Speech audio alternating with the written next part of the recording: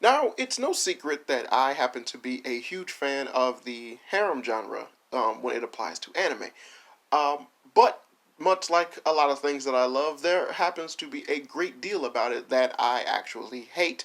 So, with that being the case, please join me on this special episode as I break down 5 sins of a harem anime, or just things that that basically you shouldn't really do in a harem anime if you're gonna call it a harem. Yeah, let's go with that one. I think the first one was better. Number one, personality.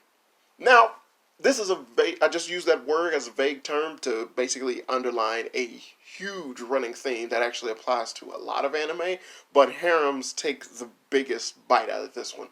And that is your main character not having a personality. For some reason, when it comes to the harem genre, it's far more idealistic for the creators to actually make female characters have a more broad and dense personality, a tragic backstory, a reason for them being put in a situation where falling in love possibly is either a bad thing or just not needed at the time.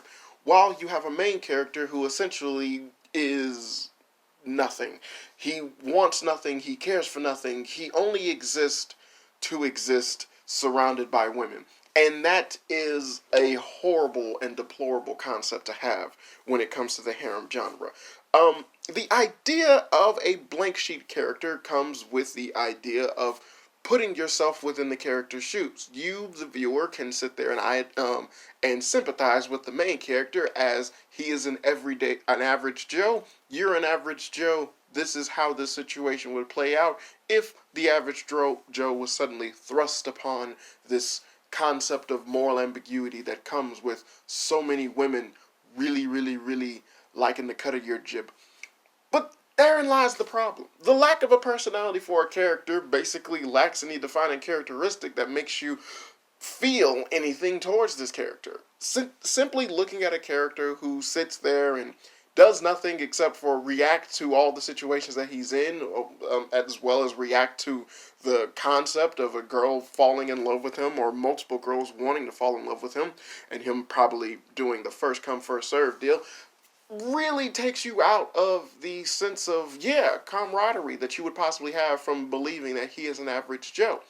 The character has absolutely no type of drive. He has no wants, he has no needs, he has nothing. They basically, as I'm about to say you, basically the character is given one particular trait, something that he wants or desires more than anything else, and they consider that a personality. That a personality does not make, nor does a tragic backstory, or the fact that his parents aren't alive and the reason why he's living alone to allow such a situation to happen, or the fact that his parents neglect him to allow such a situation to happen, or the fact that parents blah blah blah blah. Harems usually have a problem with parents, but there there is a huge, deeper, far more complex issue when it comes to that lack of a personality. Because you give your character no drive, no reason to exist aside from just bam, as soon as this situation starts, now he's about something because now his life actually has meaning because now it's surrounded by a bunch of random women. Well, that's not realistic. Most guys and most people can easily say that they lived their life doing a whole bunch of stuff before the concept of sex was even a major drive or focus within their life. Now, if you have a character who is outwardly, ultimately perverted, that's fine. That's totally fine. Then you have a character like Tomoki from Sora no Toshimono, which is one of my favorite mangas to read of all time, where a character actually has a grandiose personality. And you get a character like Kentaro Oe from Golden Boy, one of my favorite, which is my favorite anime of all time. And that's only a 6 episode anime, and there's far more personality. And I learned so much about Kentaro Oe because that anime series is about Kentaro. It's not about the situation; it's about him. And that is something that you need. Your character has to be interesting enough for me to sit there and go, do I seriously want to sit here and watch this person fumble about in choosing a mate?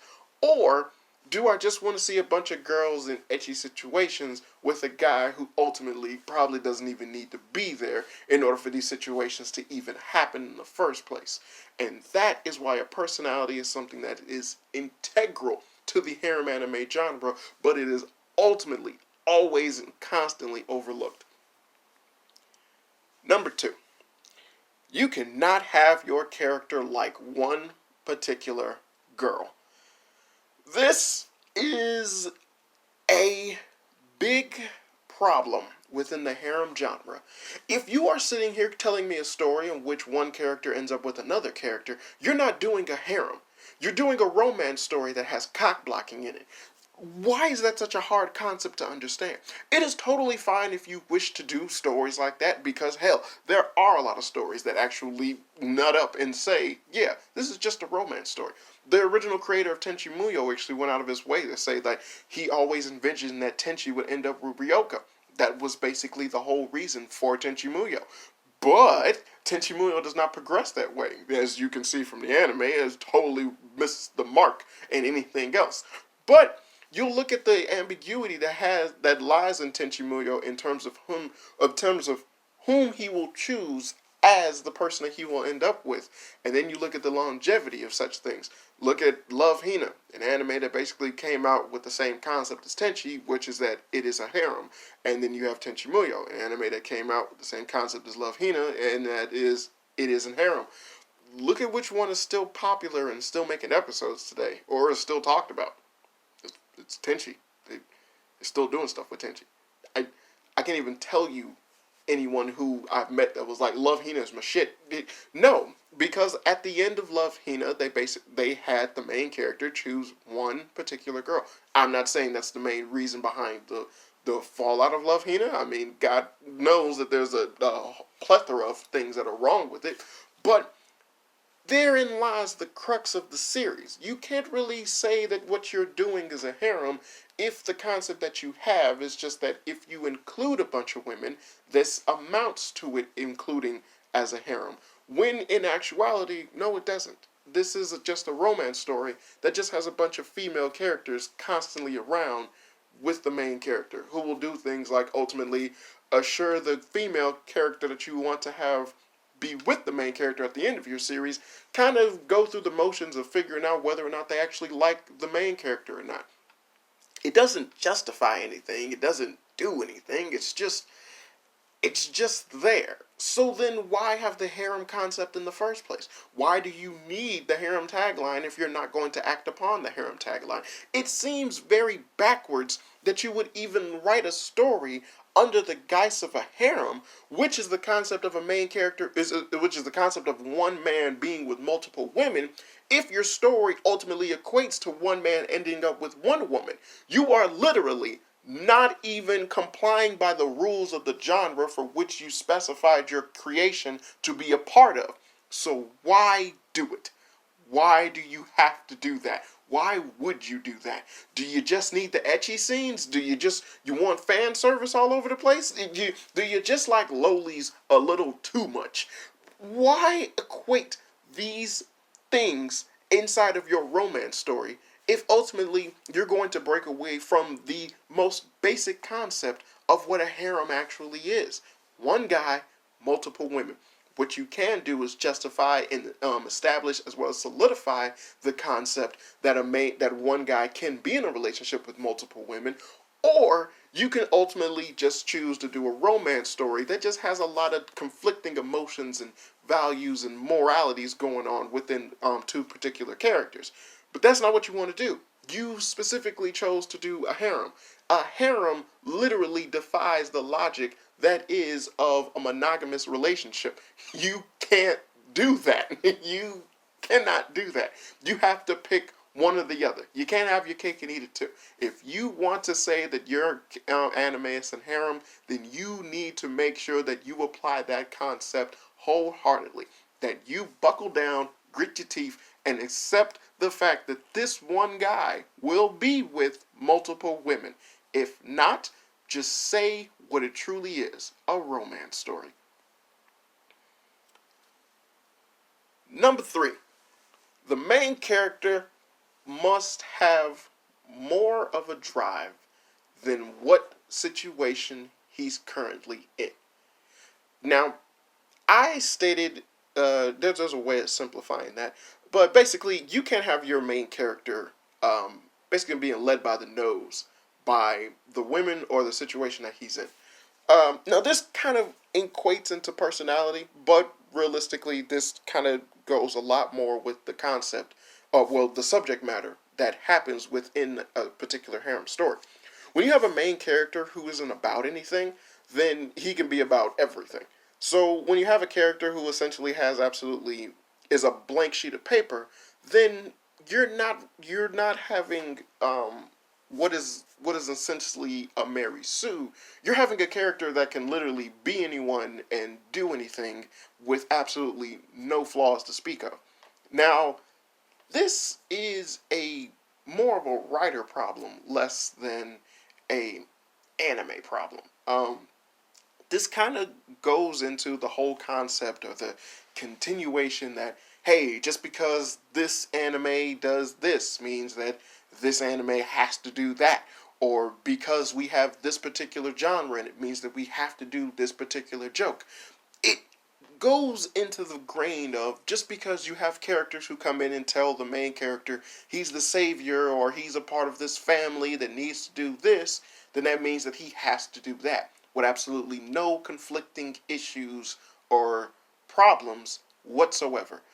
Note most animes that have harems where the character is basically thrust upon a situation or a concept that he ultimately has no idea about or doesn't really agree with.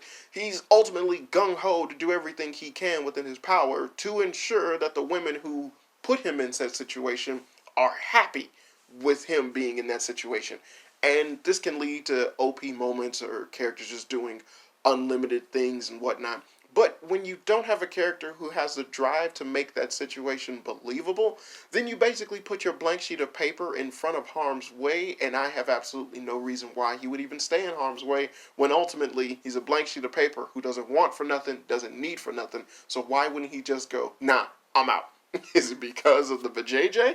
I don't think so. You don't really get that with a character who's not really driven by stuff like that. And usually more perverted characters who have better personalities can equate to stuff like that. I'm willing to fight for this woman because I really want to have sex with her. Okay, well then having a character who sits there and goes, I'm doing this to protect my friends, it kind of is weird when realistically you just met these people a couple of days ago. So how deep is your actual friendship with them? But the issue with harems doing this, because again, like I said, this can broadly be equated to most anime, not just specifically harem, but harems do it as well, is the fact that because you gave your character no type of drive or wants or needs, you never have that conflicting notion. You don't have a character. You have a character who might complain about being thrust into something, but he doesn't actually do anything, nor does he have the gumption to actually want to do anything. You need a character who is willing to sit there and tell someone when they're put into a serious battle, no, I don't wish to fight. I don't want to fight. This is dumb. This is not my problem. You need to figure something else out. Why are you bothering me?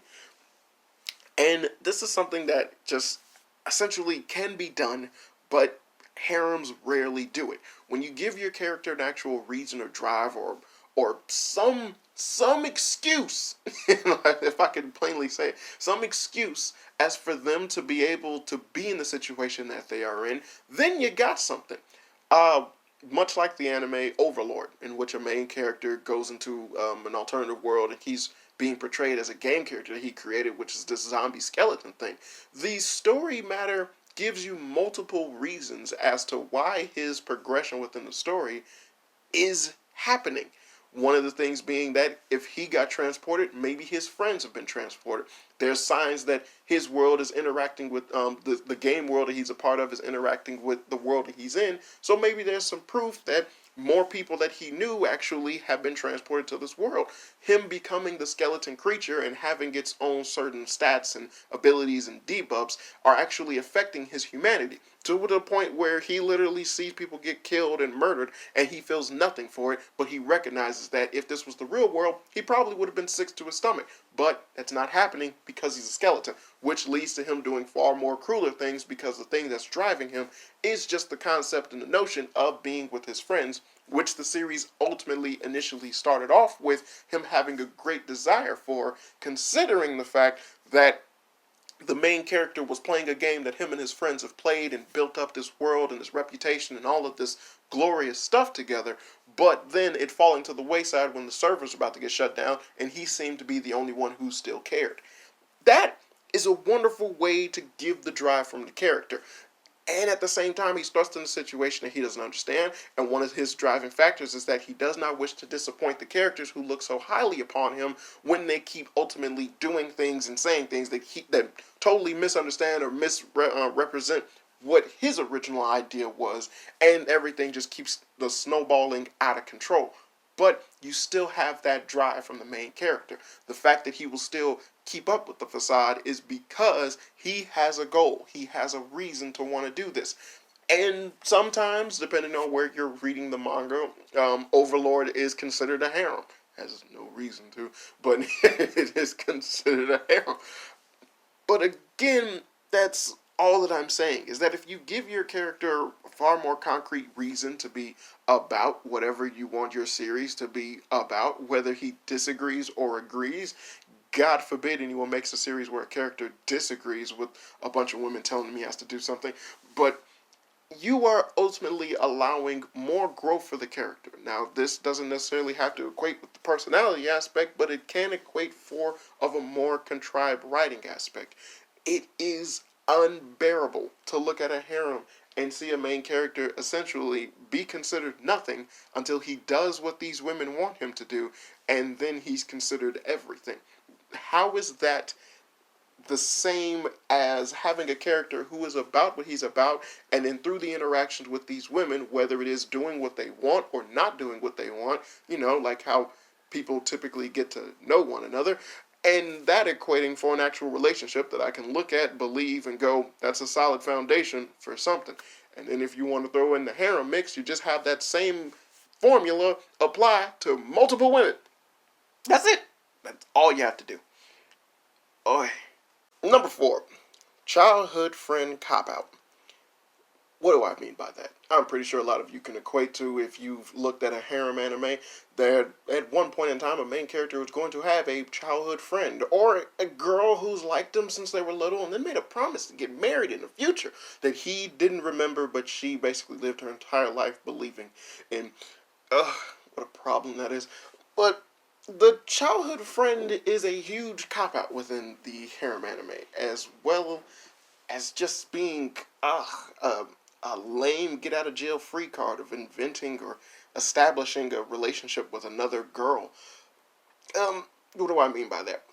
I mean that essentially the childhood friend is implemented in order to establish that, hey, there was already a girl who liked the main character despite anything else happening to him or his sudden growth in popularity.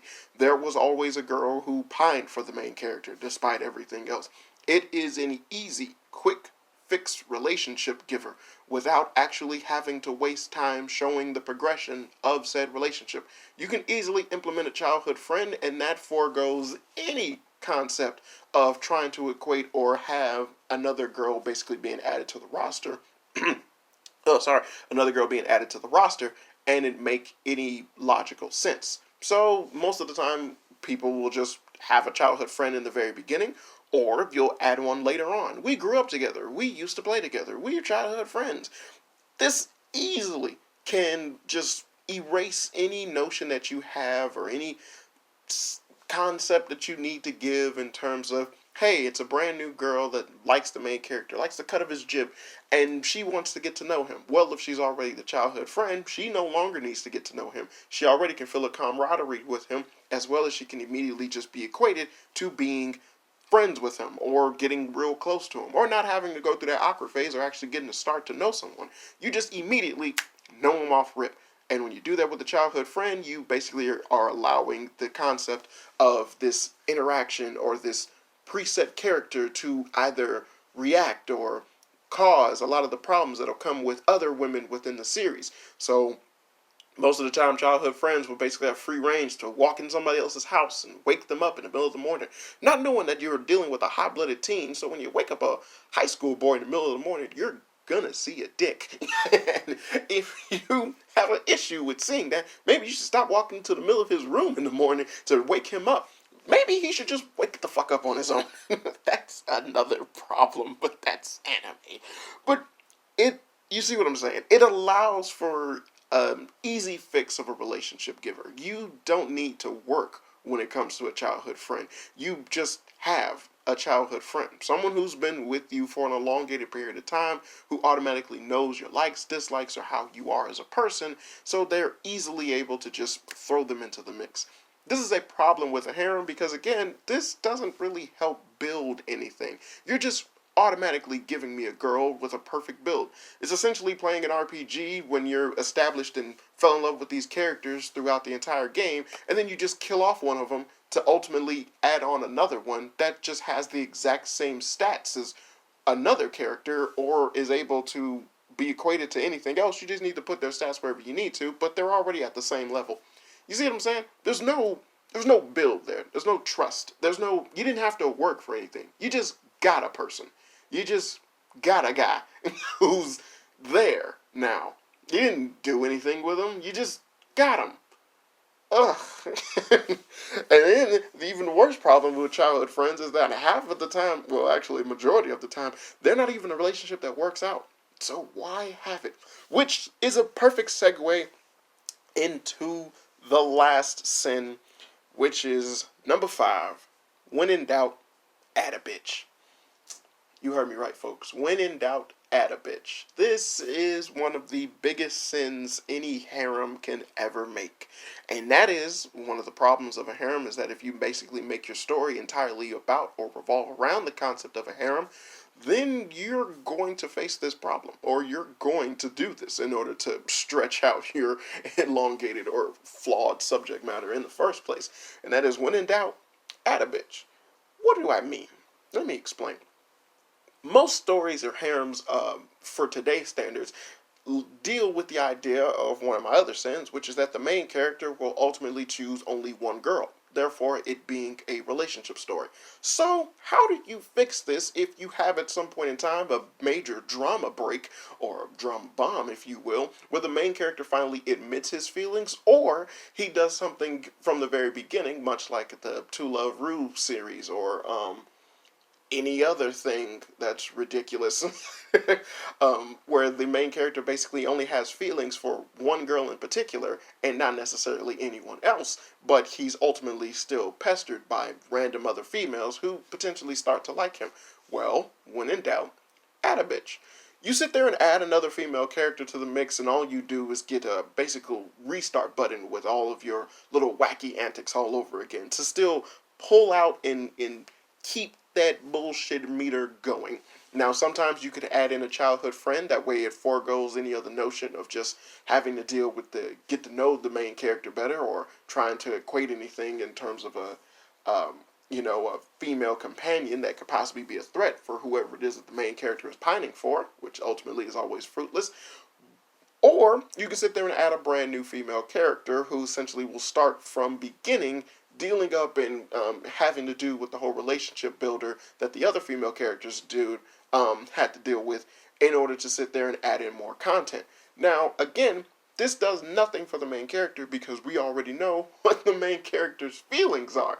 So, by doing such an action, you're ultimately leaving yourself up for failure, because if you made your character stick with this mindset of doing this, then he's only going to have the mindset of doing this by the end of your series. So no matter how many women you add in order to make your harem a harem, it's ultimately going to end fruitless. A wonderful example of basically superseding this concept would be with the new manga that's out called 100 Girlfriends That Really, Really, Really, Really, Really Love Me. Within that series, it is given to you off rip that the main character needs to have 100 girlfriends through the reasoning of the manga. And so the entire manga is stationed around building up the harem. That's all that it's about. But you gave a main character who only cared about doing such a thing.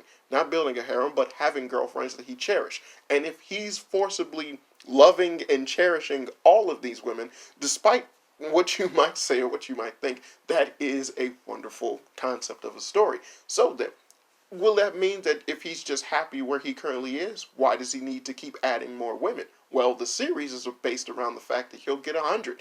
And also, the way of how he falls in love with the girls is equated to the way how you can keep adding girls to the roster. He literally falls in love with them at first sight, and they fall in love with him the same. the same. So that means that he legit has feelings for the brand new girl. She's not a fresh start that he doesn't get to know. He immediately, off rip, falls in love with the girl. Now it's just a way of how to get her to accept those feelings and the notion and join up with him and his gaggle of girlfriends. And it's one of the funniest mangas I've read recently. But it is a perfect rendition of it tackles the concept of adding a bitch perfectly, because it literally has to do that for the story to be anything. While as when you're out of ideas for a story, that's ultimately what is done up as new subject matter. Add a bitch. And you can see why that will ultimately always be a problem when it comes to harems. Because it does not lead to anything. It does not do anything. It allows for the wacky antics to happen, but ultimately it just prolongs the inevitable conclusion, which is that the main character will either has his feelings rectified or like ultimately dismantled, depending on what you want to do in your story by the end of the story. But it does absolutely nothing else. It does nothing else but just elongate the inevitable death stroll. And those are 5 sins to a harem. I hope you all enjoyed my rantings of this. And yeah, be on the lookout for more episodes of Fun with Flame. And I've been your host, Daniel the Flame. And as always, good people, hope you had fun. Also, be sure to check out the original home of the Fun with Flame podcast over at Anchor.fm. I upload there first and far more frequently than I do YouTube. And you should definitely go there to listen to some of my podcasts that are just too hot for YouTube to handle. So check out Anchor.fm for more Fun with Flame content. Be sure to subscribe and click any of the links in the description to see all of the other things that I am associated with, if you just want a little bit more of that Daniel the Flame in your life.